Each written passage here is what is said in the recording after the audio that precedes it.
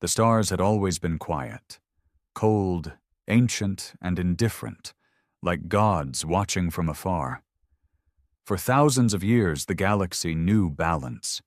Empires rose, alliances formed, conflicts flared, but everything followed a pattern. Until that day. Until they saw something they couldn't explain, something enormous, silent, human. Captain Drekor of the Valari Dominion had seen countless battles. He had turned planets into ashes, shattered moons, silenced rebellions. His war record was the kind that made lesser species surrender at the mere mention of his name. He didn't flinch easily, but that moment, when their forward scout relay intercepted a shadow drifting near the edge of Dominion space, he felt it. A chill. Not from fear, from something worse. Uncertainty. "Is that a ship?" his second officer asked, his voice barely a whisper. The screen showed a blur, a shape blotting out the stars behind it. No signals, no emissions, no recognition codes. Just mass, raw and immense. "It's a trick," Drekor muttered. "No civilization builds anything that big. Not even the Ashkara swarm. They don't have the tech. No one does." But there it was, drifting near the edge of Sector 9A. No weapons activated, no engines burning. Just there, like a ghost waiting to be noticed. The Dominion scrambled. 5 scout ships sent. 2 never reported back. The other 3 returned with shaky data and terrified crew. One pilot said the ship looked like it had been carved from a dead planet. Another claimed its surface was covered in scars, like it had been through 1,000 wars and never once stopped to rest. And then came the signal. A single transmission. One frequency. No words, just a low, pulsing hum. It wasn't a language. It wasn't even code. It was a presence, like a heartbeat. Drekor ordered a war fleet assembled. 200 ships, flagships, destroyers, cruisers, enough to level a star system. They closed in slowly. He didn't like it. It wasn't fear. It was instinct. A kind of animal sense he hadn't felt in decades, like walking into a cave where something ancient and hungry slept. The ship had no name. No markings, no escort. It wasn't cloaked, but it might as well have been. Every time Dominion sensors tried to scan it, they came back blank. It was there, but it wasn't. It absorbed light, bent signals. One tech joked that maybe it was the universe refusing to look at it. Then the silence broke. A voice, deep and distorted, echoed through every Dominion comm channel simultaneously, not just fleet-wide, everywhere. From the bridge of Drekor's flagship to the mining stations on Darvos 5 to the orphan colonies on the edge of nowhere. It said only 3 words. "We are awake." Panic swept across the fleet. Fighters scrambled, targeting systems locked on. The Dominion was ready to fire. But the warship didn't move. Drekor hesitated. For the first time in his career, he didn't know what to do. He looked at the beast before him, its hull made of blackened alloy, its size so monstrous it made even the Dominion flagships look like insects. He asked for identification. He demanded response. He threatened destruction. The voice came again. Same tone. Same stillness. "You threatened us once. You forgot. We did not." And then it happened. In less than 8 seconds, 30 Dominion warships vanished, not exploded, vanished, as if erased from time. No flashes, no debris, just gone. The remaining ships scattered. Communications broke down. Orders meant nothing. Discipline crumbled under the weight of sheer awe and terror.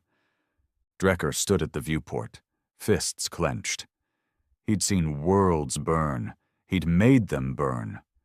But now, he faced something far beyond firepower or politics.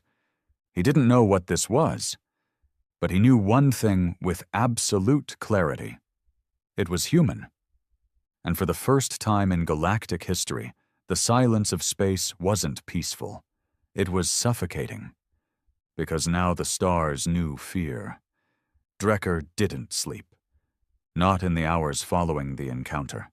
Not while the survivors of the 200-ship fleet limped back to Dominion space, their comms shattered, their minds shaken, their pride bleeding in silence. He stood at the forward viewport of his flagship, Velzarn, hands behind his back, staring at the empty void where 30 warships had once existed. Gone. No debris, no wreckage, not even radiation trails. It was as if those ships had never been part of the known universe. The bridge was quiet, not in the controlled military discipline kind of way. Quiet like a funeral hall after the coffin lid shuts. Officers who had once barked orders now whispered. Even the younger soldiers, once drunk on the invincibility of the Dominion's name, sat stiff, pale, pretending they weren't trembling. And the silence outside? It lingered. That monstrous vessel hadn't moved an inch since its declaration. The human voice, flat, emotionless, still rang in Drekkor's skull like a curse. "We are awake." He had asked for everything they knew about humanity. He regretted not doing it earlier. Humanity had vanished from the political scene nearly 200 years ago. Some assumed they destroyed themselves, as their planet fell into social chaos, mass uprisings, ideological implosions, and backstabbing alliances. Others believed they migrated inward, toward the core systems, sealing off their territory with automated defenses. But no one really knew. They weren't part of the Council. They had no trade routes, no known ambassadors. For most empires, humans had become myth, a dead race that once screamed across the stars like wildfire and then simply disappeared. Until now. An aide approached him, young, barely promoted, hands shaking. "Sir," the aide whispered, eyes darting toward the viewport. "High Command is calling. They want a report." "Tell them to wait." "But sir, tell them I'm watching the graveyard of 30 ships and I don't feel like speaking to bureaucrats hiding behind 10 layers of planetary defense grids." The aide hesitated, then nodded and left, almost stumbling in his rush. Drekker turned back toward the void. Toward it. The warship. It hadn't fired a shot. No visible weapons, no flares of energy, just vanished ships, like someone edited them out of reality. And if 30 ships disappeared in seconds, how many more would follow if provoked again? Was this the product of human vengeance? Or had they become something else entirely? He remembered a briefing from years ago, back when humans were still a strategic curiosity. One of the Dominion intelligence officers had shared fragments of intercepted human transmissions. Old stuff, before they went silent. One quote stuck with him, not for its threat, but its calm certainty. "We don't fight to win, we fight so that no one ever tries again." At the time, they all laughed. Arrogance, classic human drama. They were good at threats, but now? Drekker wasn't so sure. Maybe they weren't just good at talking. Maybe they were good at making sure the last word was always theirs. Hours passed, and then a signal. From the humans. Director. Personal. "Captain Drekker of the Velari Dominion," the voice said. It was male. Calm. Human. Drekker tensed. The bridge froze. "I am Commander Varen of the Titan-class warship, Black Eden. You trespassed into sovereign human territory." No emotion. No aggression. Just a statement of fact. "You brought 200 ships. You threatened annihilation. And you lied." Drekker's voice was rough when he answered. "Lied about what?" The reply came instantly. "You pretended the galaxy was yours." Silence again. Drekker's jaw clenched. He hated being spoken to like a child. Like he wasn't in command. Like he wasn't Drecker, the butcher of Varn, the hammer of the Eastern Reach. But he said nothing. The moment demanded stillness. The human voice continued. We left. Not because we were weak, because we were disappointed. We watched your empires, your pettiness, your obsession with dominance. We hoped you would grow. You didn't. A pause. Now we return. Not to conquer, but to clean. The word echoed. Clean, not invade, not destroy. Clean. Like they saw the galaxy as a mess. Like Drecker's entire existence was filth under their boots. Return to your dominion, Captain. Tell them this. The silence is over. The Titans walk again. We gave the stars peace. They chose noise. The comm line went dead. Drekkor stood frozen. No threats, no demands, just a statement. And somehow that made it worse. The voice hadn't needed to raise itself, because it knew the fear was already there. Sir, his first officer whispered, should we withdraw? Drekker stared at the monstrous ship one last time. Black Eden. Even its name sounded like a warning. Yes, he said finally. Tell the fleet to pull back. Should we prepare defenses? He turned. Number, prepare a report, a full one. I want High Command to read every word and understand what they've unleashed. He paused, then added, and tell them to stop calling it a warship. The officer frowned. Then what is it? Drekker looked at the stars, now dimmer in its shadow. It's a message. When the fleet returned to Dominion space, the news spread fast. Not because Drekkor announced it. He didn't need to. Survivors spoke. Broken officers wept during debriefings. Ships came back with data too disturbing to dismiss. But the real explosion came when Drekkor's personal report was leaked. An excerpt. The Titan-class vessel is not a ship. It is a verdict. Whatever power fuels its systems does not follow known physics. This is not a matter of diplomacy or war. It is a reckoning. The humans have returned, and they are not here to negotiate. Across the galaxy, fear spread faster than light. Other species began pulling ships from Dominion trade routes. The Ashkara retracted half their fleet to defensive positions. The Saren Collective announced a full audit of their borders. Even the vaunted Varun Archives issued a statement, something they hadn't done in 400 years. Humanity sleeps not for peace, but for precision. The next move will not be ours. Back on the Dominion homeworld, High Command demanded answers. Drekker was summoned, interrogated, threatened with exile. He didn't care. You brought this on us, he told the Admiralty. You poked the gods and mocked their silence. Now they've answered. One admiral sneered. We'll build bigger ships, stronger ones. You make it sound like they're invincible. Drekker laughed for the first time in days. A bitter, hopeless laugh. You don't get it. They left because they were bored. We built fleets. They built monuments. We conquered systems. They mastered silence. He leaned forward. And now the silence is watching. The Admiral said nothing. What could he say? In the months that followed, reports came in from every corner of the galaxy. Ships missing near old human space, entire pirate fleets vanishing without distress signals, colonies built near the border zones found evacuated, no bodies, no damage, just gone.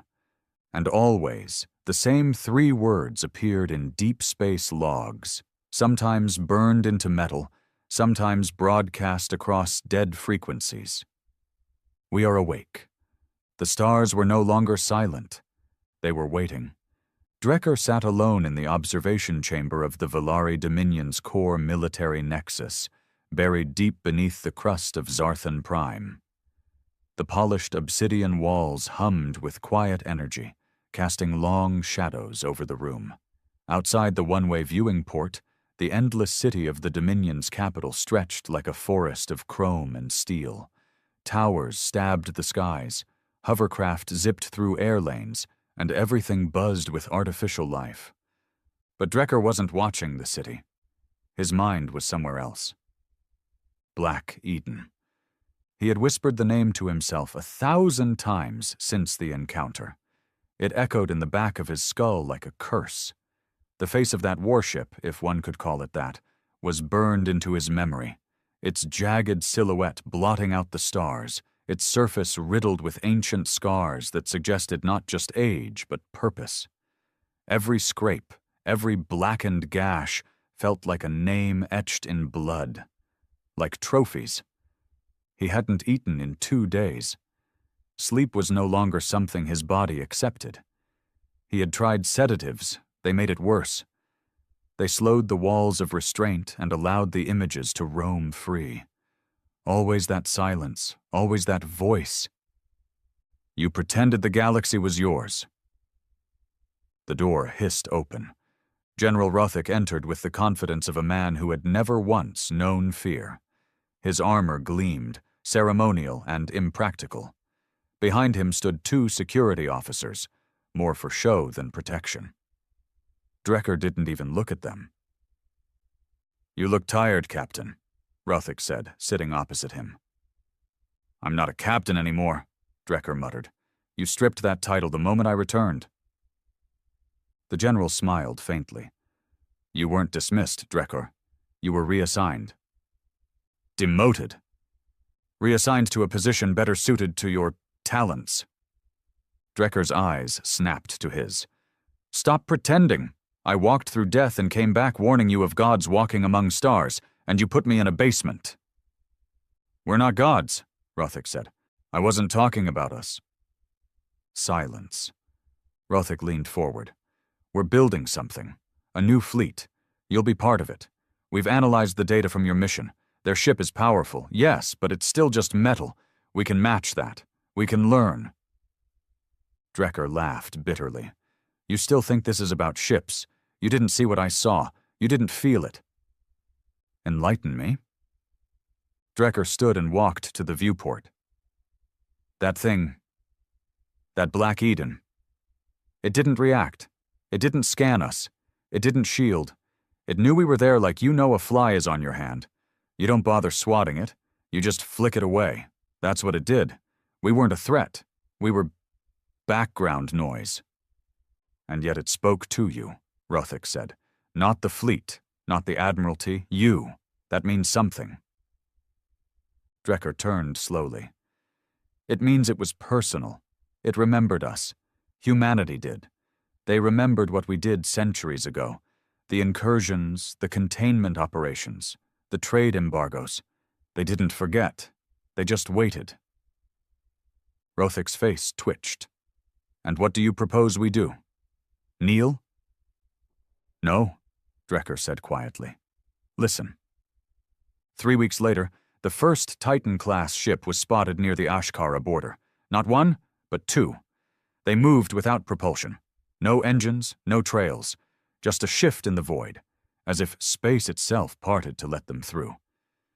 Ashkara tried to hail them. They received only coordinates in response. The Ashkara High Lord, arrogant and stubborn, sent a battle fleet to intercept. None returned. An Ashkara trade route, 12 inhabited worlds, went dark within 24 hours. No explosions, no war, just silence. The Saren Collective closed its borders the next day. Their ambassador declared that the age of politics is over, the age of reckoning begins. Across the galaxy, panic gripped systems like a fever.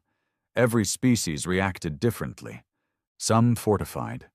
Some fled. Some pretended it wasn't real.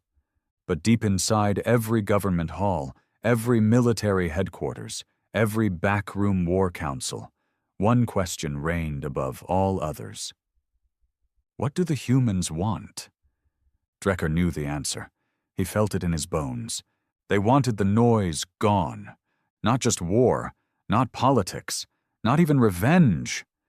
They wanted order, their version of it. A cold, terrifying stillness. A galaxy that no longer screamed, no longer burned, no longer postured for dominance. A galaxy that remembered who had walked it first with fire and fury, and who had walked away when it no longer amused them. One night, in his chamber, Drekor reviewed the intercepted logs from a derelict Varun science vessel near the edge of human space. The last entry chilled him. They don't use weapons. They use understanding. They understand matter. They understand entropy. They can reverse it, unmake it, not destroy but erase, not death, removal. And below that, we thought they were primitives who got lucky with fast tech. We were wrong. They weren't ahead of us. They were done with us. He shut the screen. His hands trembled. They had all believed the same lie, that humans were chaotic, primitive, emotional, but that was their disguise. Their rage was never disorganized. Their war was never reckless. It was focused. And now that focus had returned. In the Dominion Senate, debate turned to madness. Some wanted to sue for peace. Others called for a preemptive strike on suspected human border worlds. Rothik, now heading a secret emergency committee, summoned Drekor again. This time the general looked tired. "They're not responding to our envoys," Rothik said. "Our emissaries disappear. No threats, no return messages. Just gone." Drekor said nothing. "They haven't attacked major worlds yet. Only fringe systems. Only those with high conflict indices. Worlds known for slave trade, political coups, instability." Drekor nodded. "They're cleansing." Rothik grimaced. "We can't stop them." "No," Drekor agreed. "But maybe we can surrender to something they respect." "Like what?" "Silence." Rothik blinked. "Withdraw fleets, disarm conflict zones. Show them we understand. Show them we're done shouting." "That would look like fear." Drekor's voice hardened. "It is fear." Rothik sat back. "You're serious?" "If we keep pretending we're still in control," Drekor said, "we'll end up like those 30 ships." And so began the Great Retreat. Across Dominion space, fleets were pulled back, outposts were abandoned, war declarations were cancelled, propaganda called it strategic consolidation. But in the dark, in unmarked channels, they called it what it was.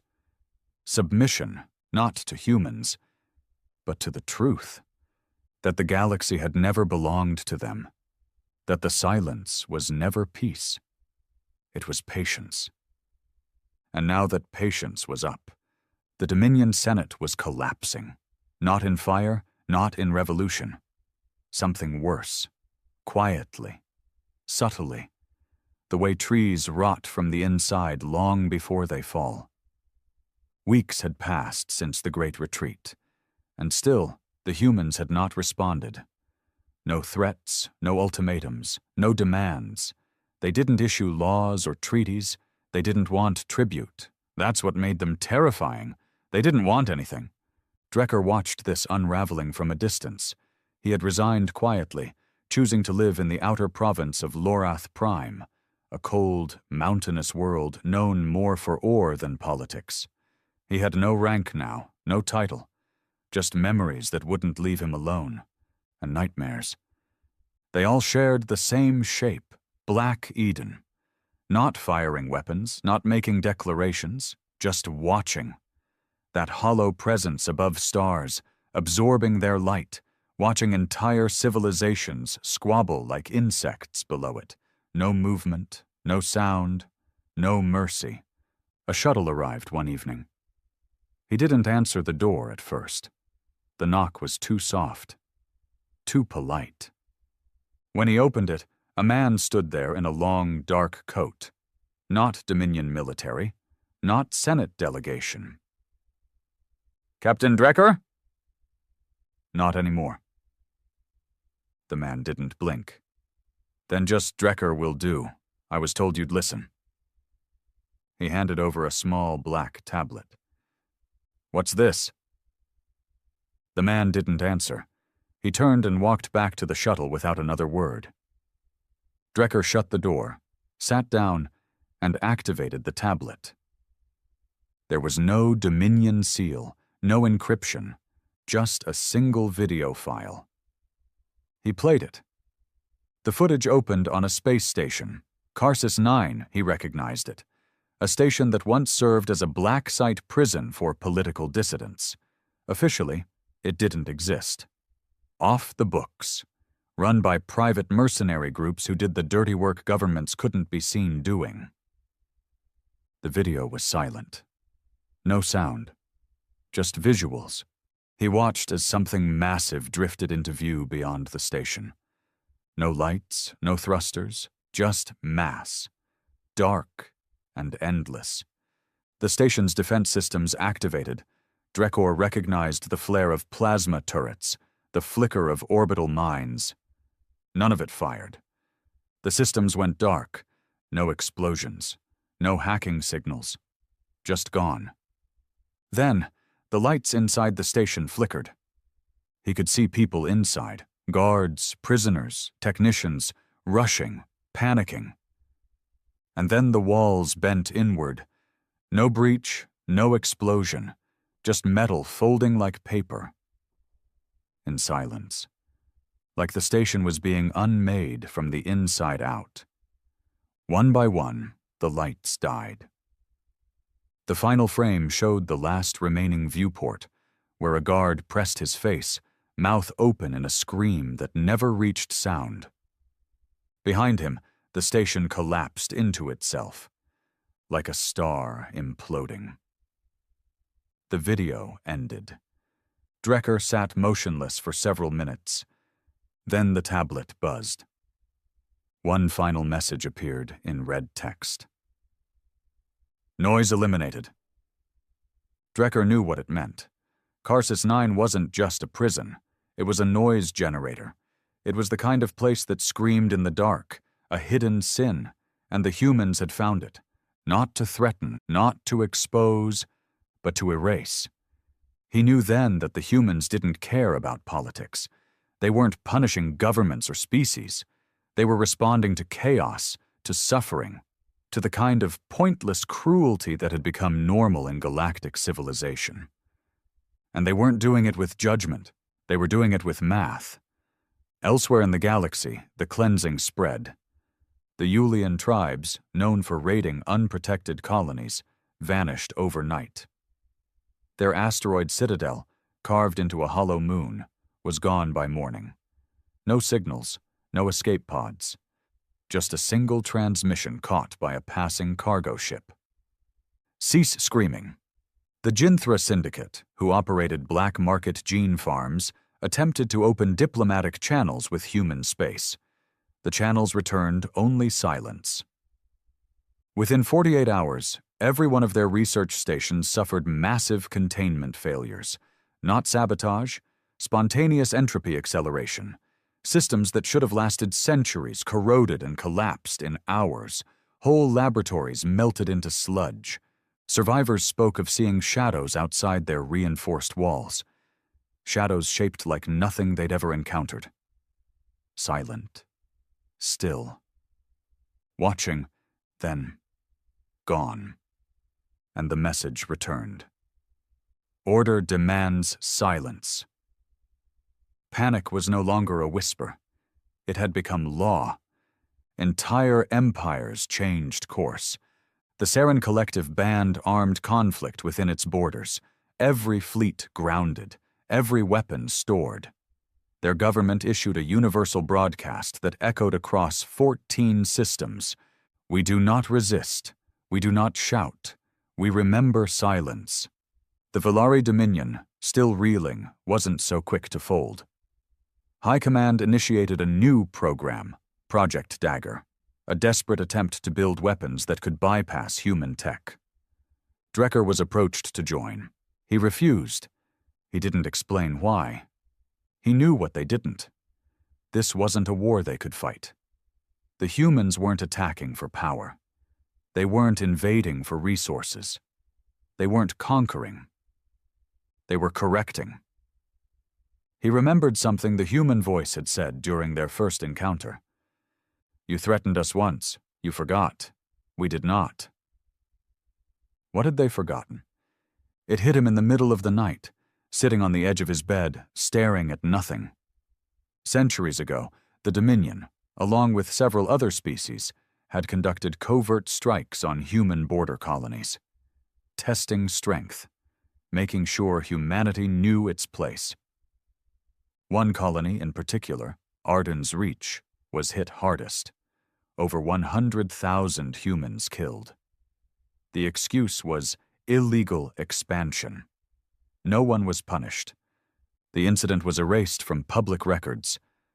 Drecker hadn't thought about it in decades. Now he couldn't forget. Arden's Reach.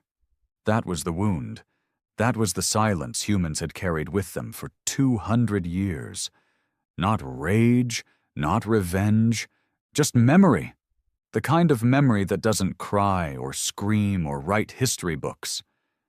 The kind of memory that waits. 2 days later, Drecker received a visitor. Not Dominion, not government, a human. It was the first time he'd seen one in person. He opened the door expecting another tablet, another message. Instead, he found a man. Tall, calm, no weapon, no armor, just eyes that saw everything. "You remember," the man said. Drecker didn't speak. "Arden's Reach," the human continued. "You commanded the assault. You didn't pull the trigger, but you gave the order." Drecker nodded slowly. "I was younger." The human tilted his head. "You were obedient." Drecker stared into those impossible eyes. "Why now?" "After all this time?" The human didn't smile, didn't frown. "We waited to see if the galaxy would learn. You didn't." He turned to leave, but paused. "You remembered Arden's Reach. That matters." "Is that why I'm still alive?" The human finally smiled. Not warm, not cruel, just acknowledging. "Number, you're alive because you stopped shouting." And then he vanished. No shuttle, no sound, just gone. Drecker stood in the doorway for a long time, alone, listening to the silence. And for the first time in his life, he understood it. The stars had begun to dim. It wasn't the natural aging of systems or the ebb of stellar light. It was something worse, perceived. Ships reported it first. Observation decks where stars once glowed now showed blackened skies. Sensors still confirmed the stars were there, but the light no longer reached the eyes. Astronomers across the galaxy scrambled for answers. They searched for dark matter shifts, anomalies, void blots, anything. But those who had encountered the Titans knew the truth. It wasn't the stars going dark. It was fear. The kind that clouded perception. The kind that made reality bend under the weight of understanding. The kind that said, you were never alone, you were simply ignored. The Dominion called it a psychological phenomenon, void panic syndrome. But deep down, no one believed that. Not anymore. Drecker began writing again. Not reports, not military logs, memoirs. He didn't know why. Maybe because no one else would. Maybe because he didn't want the truth to vanish with him.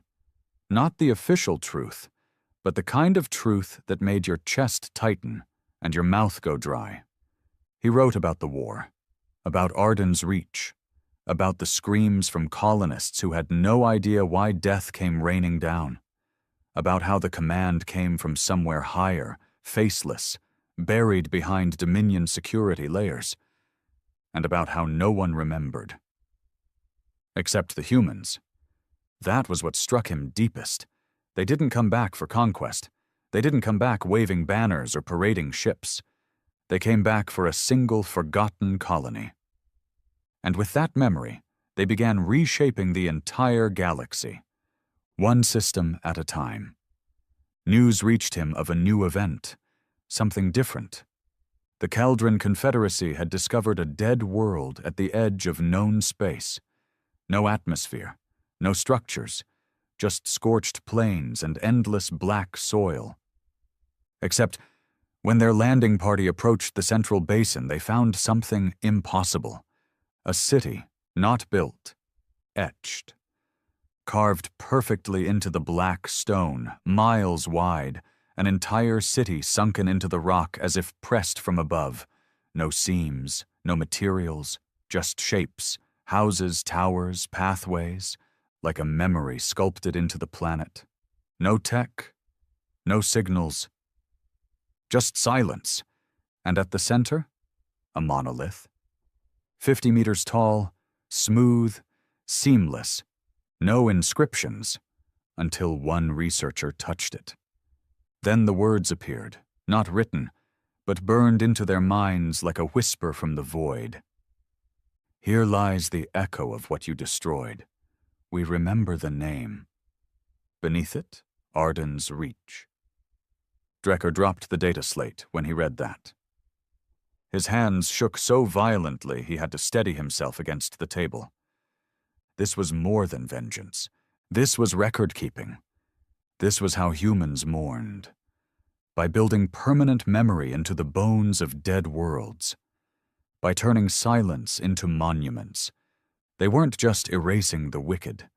They were teaching the survivors. The Dominion panicked. The monolith revelation reached High Command within hours, despite every attempt to suppress it. Soldiers began deserting in droves.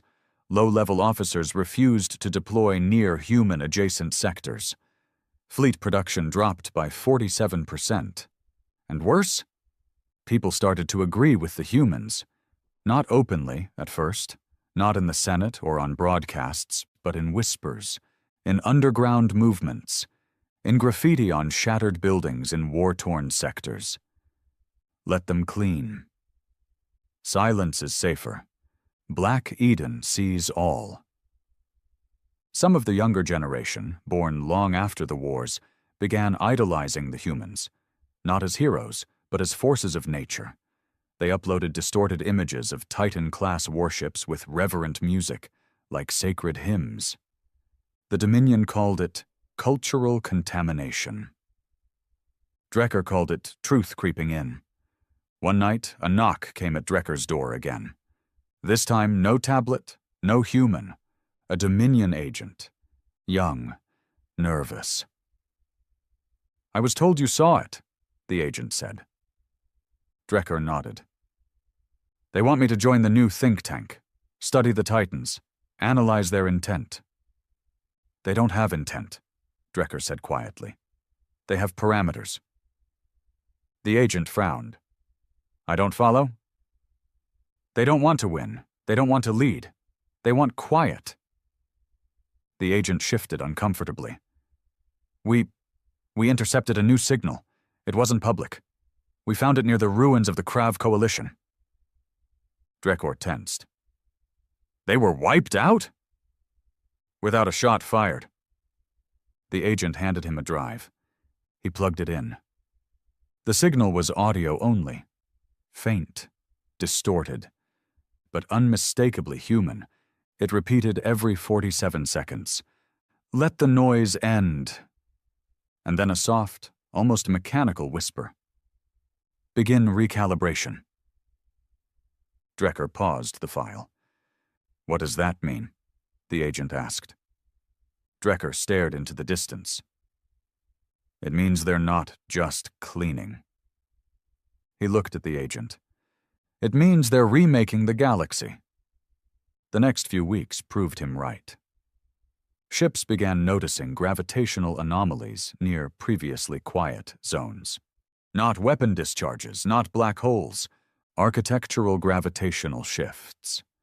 Planets changing shape, moons realigning, star systems slowly reorganizing. As if some massive intelligence were sculpting the galaxy to a new design, the Volari Dominion's Deep Space Observation Array caught the clearest image.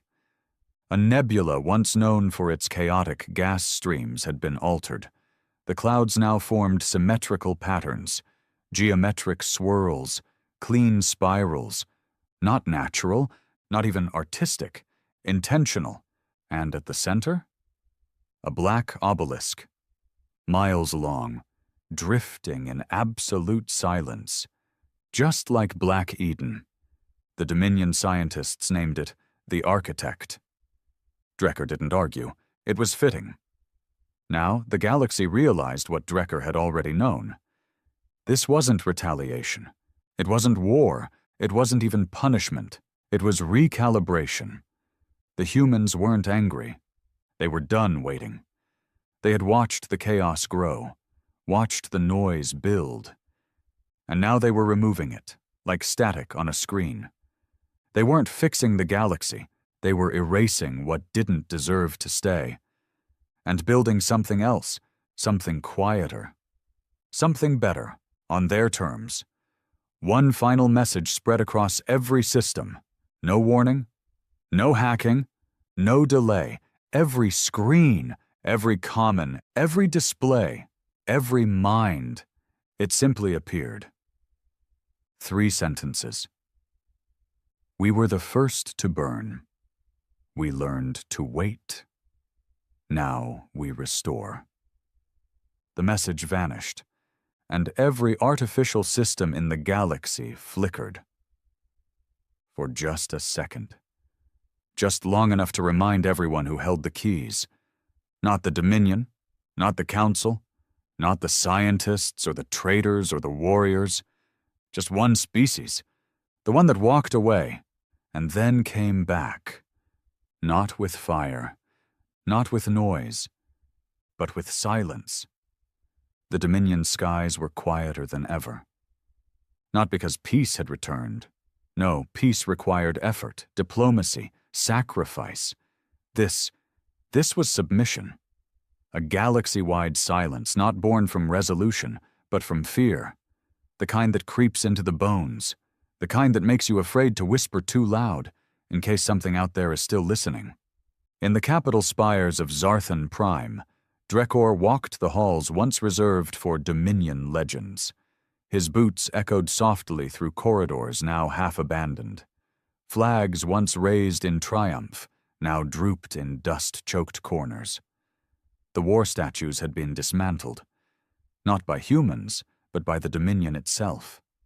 Quietly, almost reverently, as if trying to erase its own past before the humans reminded them of it. He had been summoned again, not as a soldier, not even as a consultant, but as a witness.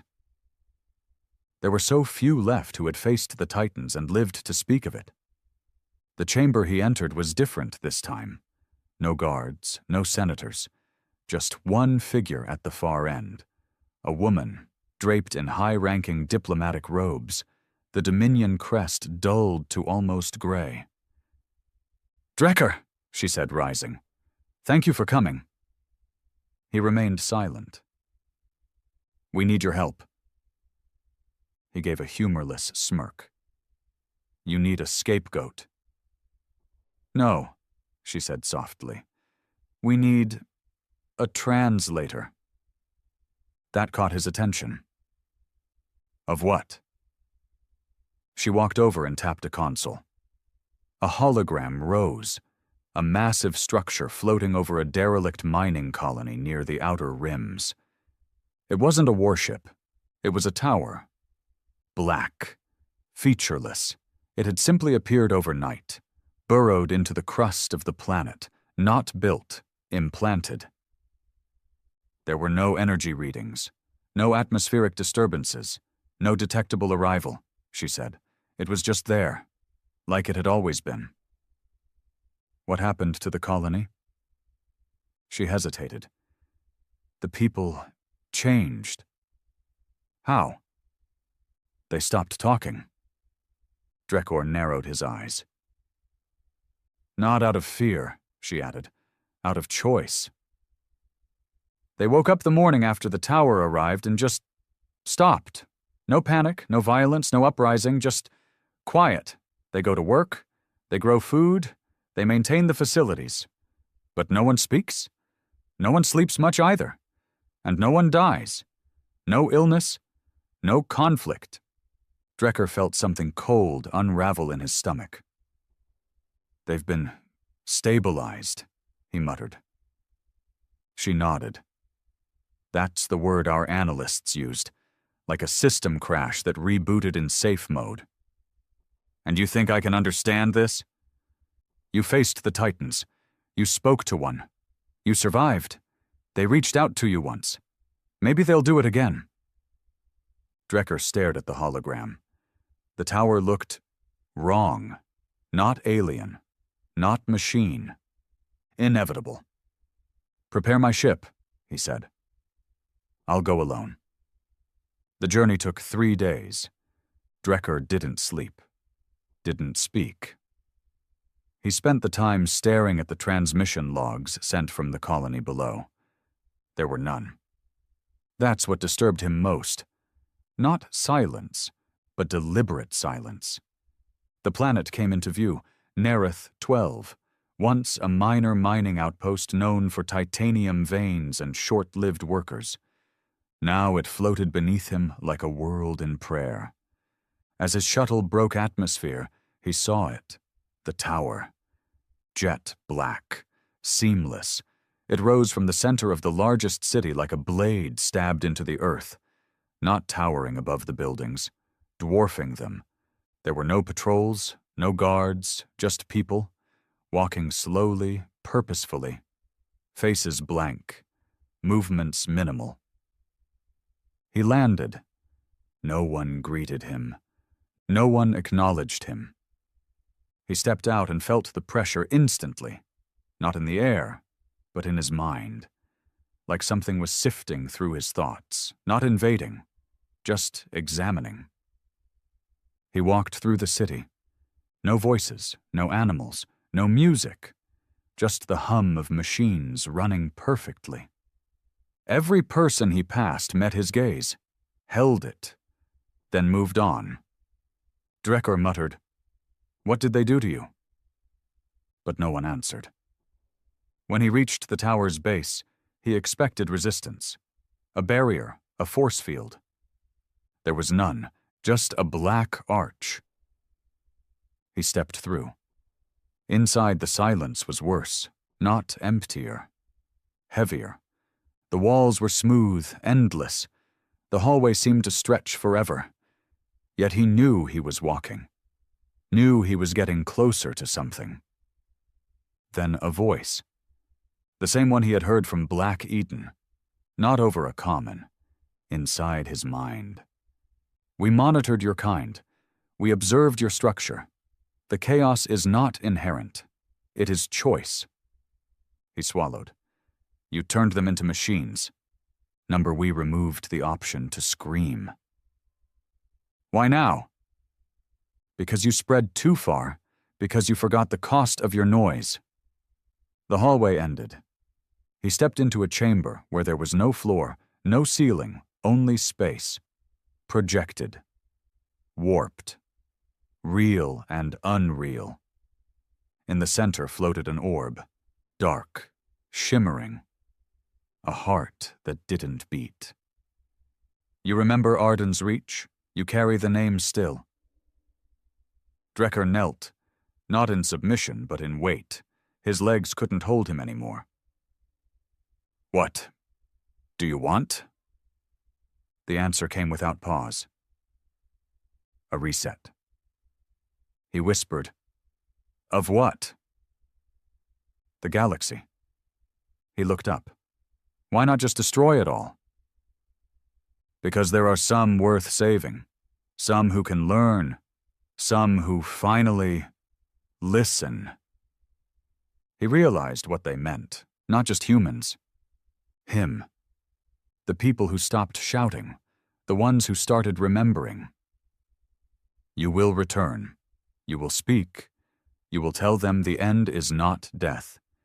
The end is recalibration. Drekor asked, and if they don't believe me? The orb pulsed softly. Then we will silence them too. He left the tower hours later. The people still didn't speak. But when they saw him walk past, they bowed their heads. Not to his rank, not to his name, to his understanding. As his shuttle lifted off, he watched the tower vanish. Not fade, not descend, just cease. As if it had never existed. But the memory of it burned behind his eyes, and in his ears the voice echoed. Tell them, we are not angry, we are not cruel, we are only done waiting. Drekker returned to Zarthan Prime under a sky that no longer looked familiar. The atmosphere hadn't changed. The light was the same. The skyline of towers still pierced the heavens like spears, but everything felt slower, measured, like the entire planet was holding its breath and had been doing so for far too long. There were no parades, no press, no ceremony, just a transport crew that barely made eye contact and cleared a path for him in silence. They'd all heard what had happened on Nereth 12. The tower, the people, the message, and most of all, the one man who had entered the heart of silence and returned alive. He wasn't feared anymore. He was something else. A messenger. By the time Drekker reached the upper floors of the Dominion Senate Tower, half the council had already assembled. Not in the traditional amphitheater, but in the emergency command chamber, a low-lit, circular room designed for war briefings, not politics. The air was thick with tension and feigned authority. High Chancellor Varn stood at the head of the table, voice brittle from weeks of panic. "What did you see?" he asked before Drekker could sit. Drekker didn't answer right away. He removed his gloves, placed them on the table, and met Varn's eyes without blinking. "I saw the future," he said. Varn scowled. "Be more specific." "I saw a civilization designed without noise, without ego, without war. I saw systems that don't require control because their function is control." "Slavery," spat another senator. Drekker's eyes snapped toward him. Number something worse. Contentment without choice. Silence fell. A few shifted uneasily. "Is it weaponized?" someone asked. "The tower?" "It is the weapon," Drekker replied. "Not to kill, but to alter. It doesn't conquer your cities. It colonizes your mind." "And what about the people of Nereth 12? They're alive, healthy, efficient, but they're not there anymore. Not like before." "Then it's a form of mind control." Drekker shook his head. "Number, they still make choices. They just don't want to talk. They don't want conflict. They don't ask questions. They're content." The tower didn't force them into silence. It showed them silence, and they accepted it. One senator laughed bitterly. "So what are we dealing with? A religion?" "No," Drekker said coldly. "A recalibration protocol, and it's not interested in belief, only in removing destabilization." Chancellor Varn leaned forward. "Can we stop it?" Drekker didn't answer immediately. He looked down at his hands, then said, "You're asking the wrong question." "Then what is the question?" Varn snapped. "How much of us is worth saving?" The room went dead still. Later, Drekker stood at the edge of the palace balcony, staring out at the world he once helped command. The stars above were dimmer now, not in truth, but in spirit. No one looked up anymore. No one told stories about explorers or war heroes. Children didn't pretend to fly ships. No recruitment posters. No propaganda. The war machine had choked on its own silence. Someone joined him. Soft steps. No armor. It was Chancellor Varn. "I hate you for being right," Varn muttered. Drecker smirked. "You should. It means I failed long before I knew what I was doing." Varn stared up. "We've started dismantling the Outer Rim garrisons. Retired half the fleet. You're hoping they'll see it as good behavior?" Varn nodded. "They won't," Drecker said. "They don't judge you by what you do now. They judge you by what made you think you had the right before. You make it sound hopeless." Drecker turned to him. "It is hopeless if we keep trying to lead the galaxy. But maybe it isn't if we start listening to it." Within weeks, similar towers began appearing across other star systems, one in the burned-out ruins of the Cauldron Wastes, where two rival governments had waged war for a decade over mineral rights. One on Mirathel 7, a leisure world turned into a corporate utopia built on the bones of forgotten slaves. One even deep inside the void, the cold stretch of uninhabitable stars where nothing had ever lived or moved. Except now, something had. Ships sent to observe were never harmed, not attacked. But when they returned, their crews spoke little. They abandoned their positions, retired early, vanished into quiet corners of society. Every one of them said the same thing. "It showed us what could be." The towers had no weapons, because they were the weapon. And they didn't fire. They whispered. Back on Zarthon Prime, Drecker was approached by an unexpected figure, an elder Serin diplomat, once a bitter political rival during the border wars. "You still dream of them?" the Serin asked. Drecker didn't have to ask who. "Every night," he admitted. "I do too." They sat on a cold stone bench near the edge of the monument fields, once a place to honor Dominion victories, now slowly being repurposed into gardens. "I think the humans gave up on talking because no one ever listened," the Serin said. "So now they're showing us what silence really means." Drecker nodded. "And they've had centuries to perfect it." The Serin turned to him. "We deserve it, don't we?" "Yes," Drecker said without hesitation. "But not all of us." A pause. "Just most." Then came the final signal. It arrived across every system simultaneously. Not a voice, not a message, a pattern. 5 tones, repeating, software measured, translated into binary, then waveforms, then light pulses.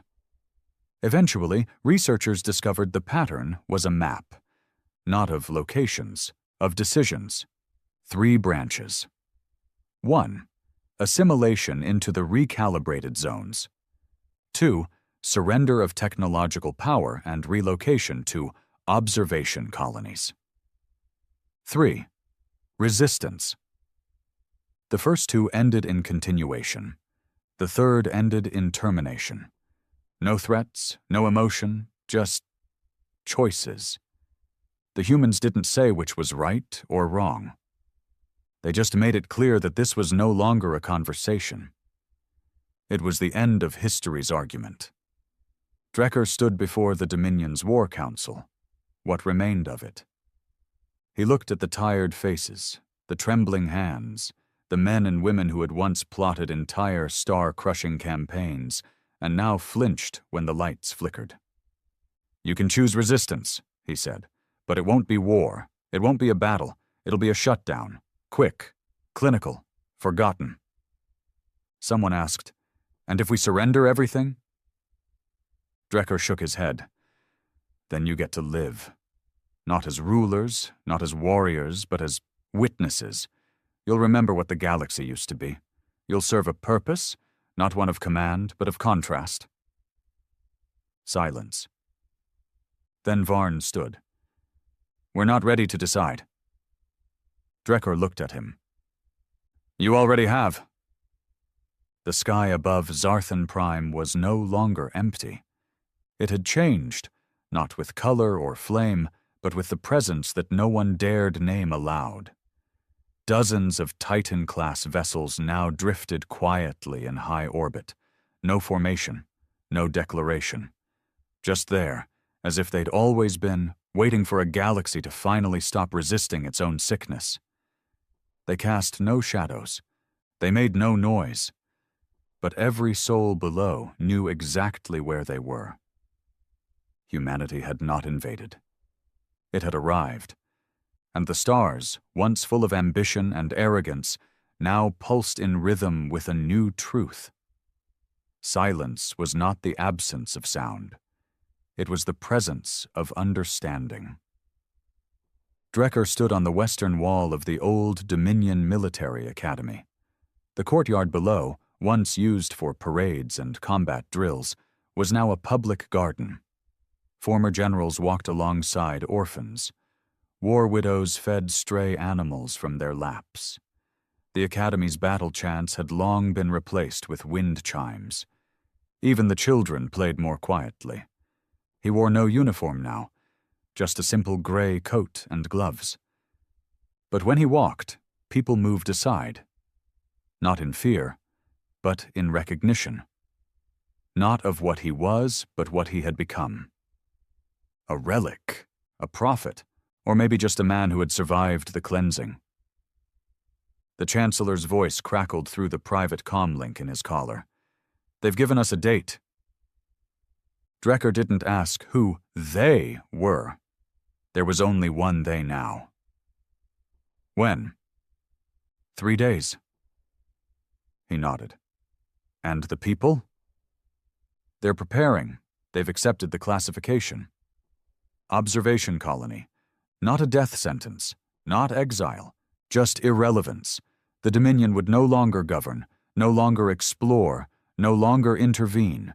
It would watch, remember, document, but never speak with authority again. It was mercy of a kind, and punishment of the worst kind. For an empire built on domination, the true execution was not destruction. It was preservation. "You were right," the Chancellor whispered. "They didn't kill us." "No," Drekker murmured. "They buried us alive." On the first day of recalibration, the sky shimmered. Not from heat or light, but from the weight of transition. Across every Dominion-controlled system, architecture shifted. Not collapsed, just simplified. Complex military control nodes broke down into civilian logistics hubs. Research stations recalibrated for atmospheric data rather than weapons development. Factories reprogrammed themselves to build infrastructure tools, solar grids, hydro farms, purifiers. It wasn't magic. It was design. Humanity had not hacked the Dominion systems. They had understood them and rewritten purpose from the root code. People watched silently as their ships restructured, their command towers flattened into libraries, and their artificial intelligences began quoting ancient human philosophies. Order is not control, it is harmony. You do not own the stars, you borrow them. Noise is not strength. Some cried, some knelt. Most simply stood, stunned, as their world shifted. Drekker walked the central boulevard, passing places he'd once ordered bombed during uprisings. Now children planted trees in the same soil that had once been soaked with blood. Not one tower from Black Eden had descended. Not one human had stepped on the surface. This was not occupation, this was redefinition. On the second day, the comms went silent, not jammed, removed. No Dominion broadcast existed anymore. The Council's emergency frequencies, military channels, propaganda loops. They didn't stop. They were unwritten. What replaced them was a single signal, a soft hum, like a heartbeat slowed down and stretched across the stars. It played in every public square, every home, every ship. And then a voice, familiar, calm, unchanging. We do not govern. We do not forgive. We remember.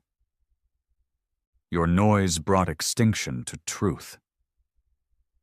Now silence preserves what's left of you. Watch. Remember. Do not scream again. That was the last broadcast the Dominion ever received. On the third day, Drecker stood in the heart of the capital. All power grids now functioned perfectly.